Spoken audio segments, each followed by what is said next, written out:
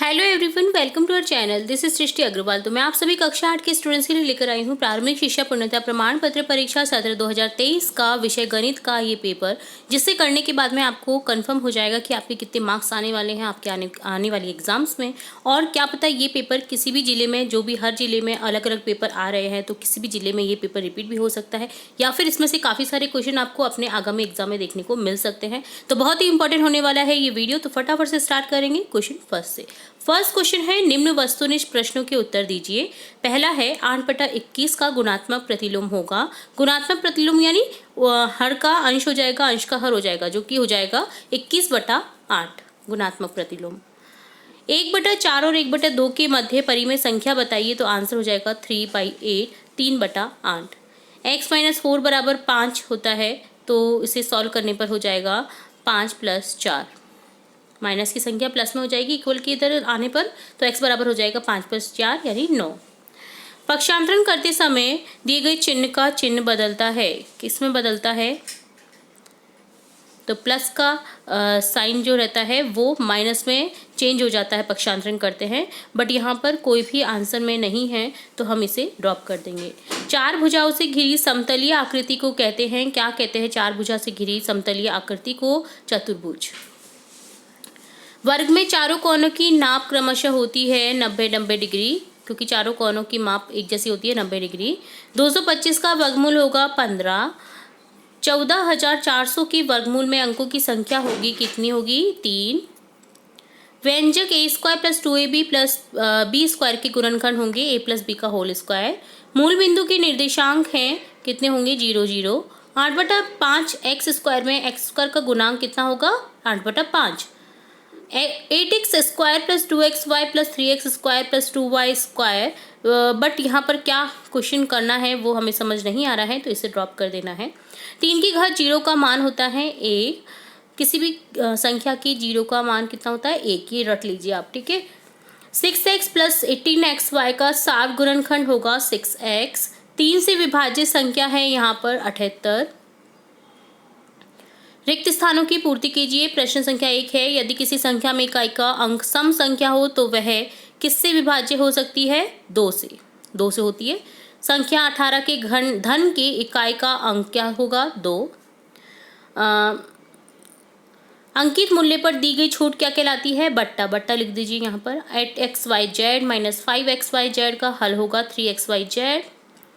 दी गई संख्याओं को संख्या रेखा पर निरूपित किया जा सकता है परिमेय संख्याओं को। यहाँ पर परिमेय लिख देना है आपको। यदि ब्रैकेट में है 243 घात है x + 1 बराबर 243 घात -5 है, तो x का मान क्या हो जाएगा? तो x + 1 बराबर -5, तो x बराबर हो जाएगा -5 - 1, तो यहाँ पर हो जाएगा -6 वैल्यू। 8वीं कक्षा में अध्ययनरत पद विद्यार्थियों में से 60% विद्यार्थियों ने गणित विषय में ए ग्रेड प्राप्त किया, तो ए ग्रेड प्राप्त करने वाले विद्यार्थियों की संख्या हो जाएगी 60%।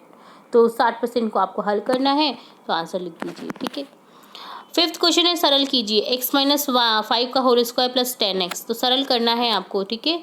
तो देखिए, पहले तो हम सबसे पहले इस क्वेश्चन का आंसर देखेंगे, 5th क्वेश्चन का, जो कि हो जाएगा, देखिए x - 5 का होल स्क्वायर + 10x, तो x² प्लस, तो आप जब हल करेंगे तो आंसर हो जाएगा x² + 25।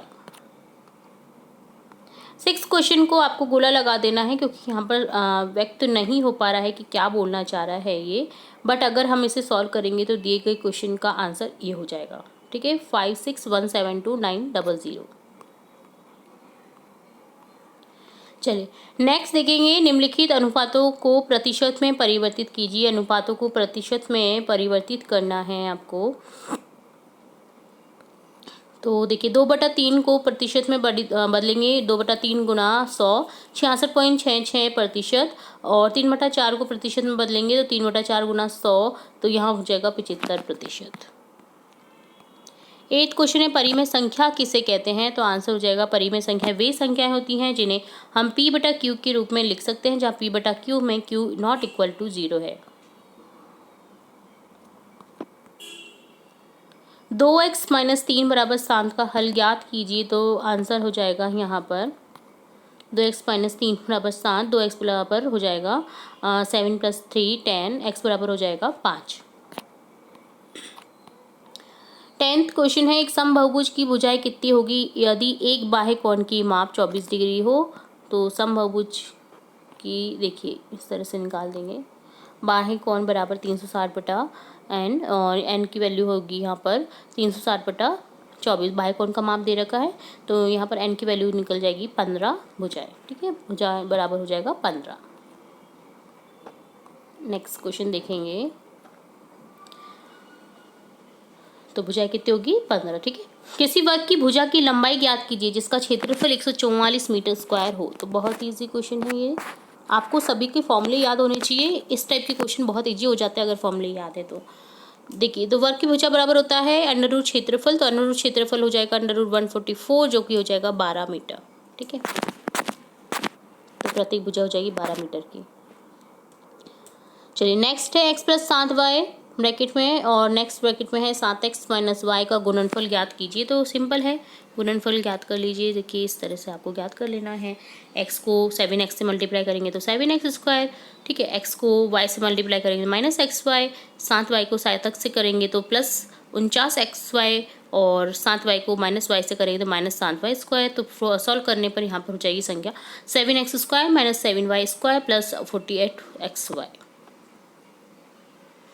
13 है, 5 की घात माइनस 1 गुना 2 की घात माइनस 1 गुना 6 माइनस 1 का मान ज्ञात कीजिए। तो बाकी संख्या ब्रैकेट में गुना 6 माइनस 1 का अलग है, तो यहाँ पर इस तरह से सॉल्व करने पर यहाँ पर आंसर हो जाएगा हमारे पास 1/60। ठीक है, इस तरह से आपको सॉल्व करना है। 5 की घात माइनस 1 का मतलब होता है 1/5। ठीक है, आप उसको नीचे लिख सकते हैं संख्या को अगर माइनस में घात है तो। ठीक है, तो ये ध्यान रखना आपको। तो इस तरह से आंसर निकालना है, तो 1/60 यहाँ पर आंसर हो जाएगा। नेक्स्ट क्वेश्चन देखेंगे 14, जो कि यहाँ पर पता नहीं चल रहा है बट हमने इसको गैस करके सॉल्व करेंगे। तो यहाँ पर देखिए इस तरह से आपको गैस करना है। तो y बराबर 40 डिग्री एकांतर अंतर कौन हो जाएगा। तो यहाँ पर x प्लस वाई और XY की वैल्यू निकालनी है, तो 30 डिग्री यहाँ पर हो जाना चाहिए आंसर दे के क्वेश्चन का। बट ये कंप्लीट नहीं है क्वेश्चन, तो हम इसे नहीं चाहेंगे कि आप लोग करें। ठीक है, तो जेड का मान 60 डिग्री हो सकता है। ठीक है, यदि दिए गए समांतर चतुर्भुज में PQRS में कौन x तथा कौन y के मान ज्ञात कीजिए। तो x y के मान ज्ञात करने हैं यहाँ पर। तो यहाँ पर इस क्वेश्चन को सॉरी 60 डिग्री नहीं, ऊपर वाले के क्वेश्चन का आंसर हो जाएगा 30 डिग्री। ठीक है, तो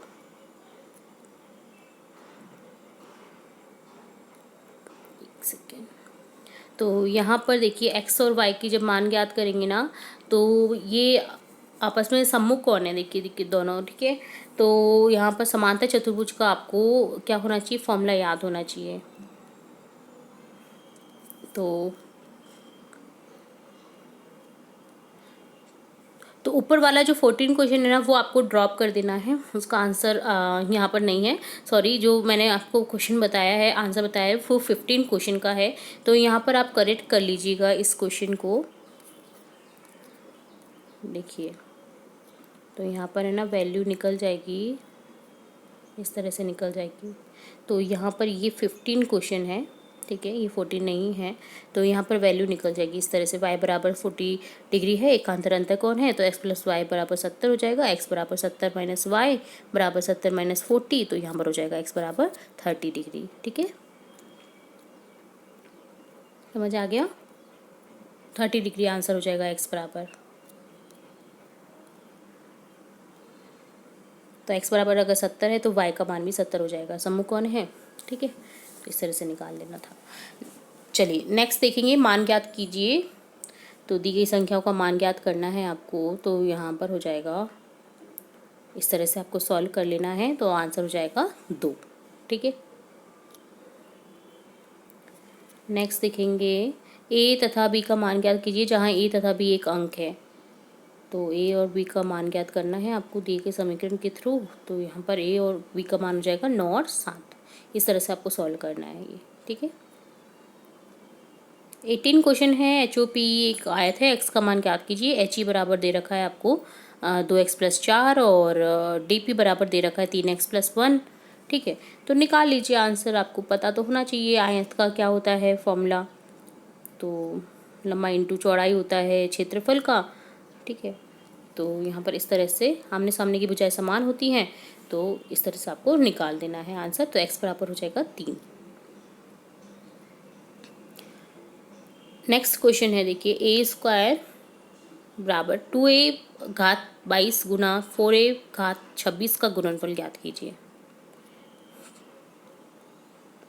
तो ए स्क्वायर गुना वो गुना का साइन है, ठीक है, 2a 22 4a की घात 26, तो यहाँ पर 8a 50 हो जाएगा, ठीक है।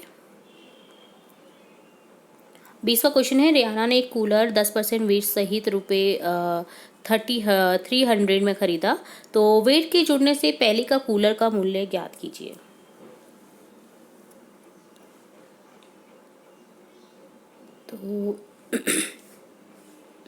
तो कूलर का मूल्य हो जाएगा 3000 रुपीज़, ठीक है। 3300 माइनस 3300 का 10% निकाल देंगे, तो इस तरह से आप सॉल्व करेंगे तो 3000 रुपये आ जाएगा आंसर। नेक्स्ट क्वेश्चन है, साहिल की माँ की वर्तमान आयु साहिल के वर्तमान आयु की 3 गुनी है। 5 वर्ष बाद उन दोनों की आयु का योग 66 वर्ष हो जाएगा, तो उनकी वर्तमान आयु ज्ञात कीजिए। तो माना आयुष साहिल की वर्तमान आयु x है, तो माँ की वर्तमान आयु हो जाएगी 3x, 3 गुना, ठीक है। तो 5 वर्ष बाद हो जाएगी x + 5 और इसकी माँ की हो जाएगी 3x + 5 बराबर हो जाएगा, हम दे रखा है 66। तो जब सॉल्व करेंगे तो x बराबर हो जाएगा 14, मतलब साहिल की वर्तमान आयु हो जाएगी 14 और 14 का 3 गुना कर लीजिए, 14 एकम 14, 14 दूनी 28, 14 तिया 54, तो 14 तिया, तो यहाँ पर निकल जाएगा आपका 14 तिया 52, ठीक है। तो फिर यहाँ पर वर्तमान आयु निकल जाएगी माँ की 52, 52 और 14 को जोड़ेंगे तो कितना हो जाएगा 56, ठीक है। तो इस तरह से आपको आयु निकाल देनी है। 14 तिया 42, सॉरी 52, 14 तिया 42, तो यहाँ पर 42 और 14 को जोड़ेंगे तो कितना हो जाएगा टोटल 66, ठीक है।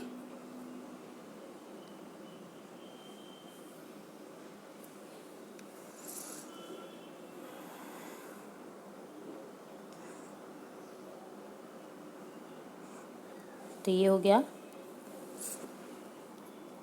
21वें क्वेश्चन का आंसर। नेक्स्ट है,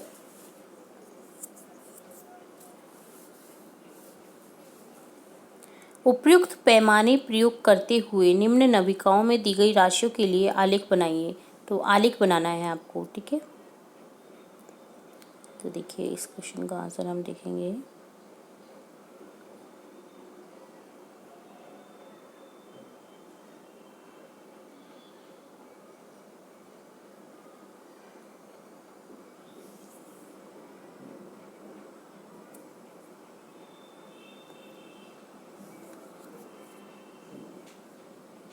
तो इस तरह से आपको आलेख बना देना है ये, ठीक है। तो इसी तरह से आपको आलेख आपको मिलेगा, ये आपको लेके जाना है जो भी है, तो वहाँ पर इस तरह से आपको ड्रॉप करते हुए इसे बनाना है।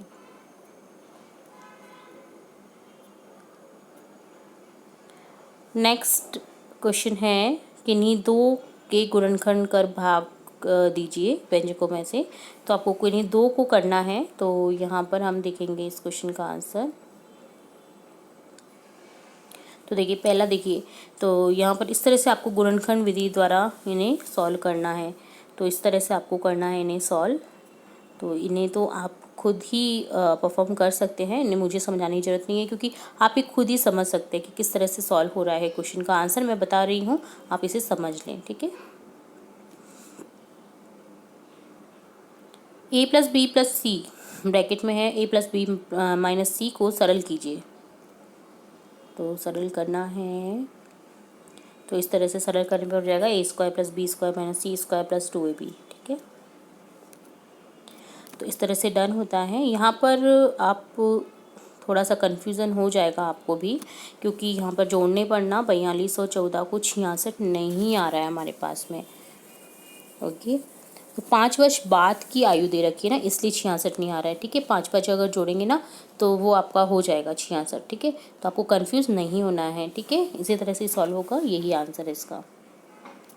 चलिए तो ये इस तरह से डन होता है आपका गणित विषय का प्रारंभिक शिक्षा पूर्णता प्रमाण पत्र परीक्षा पेपर।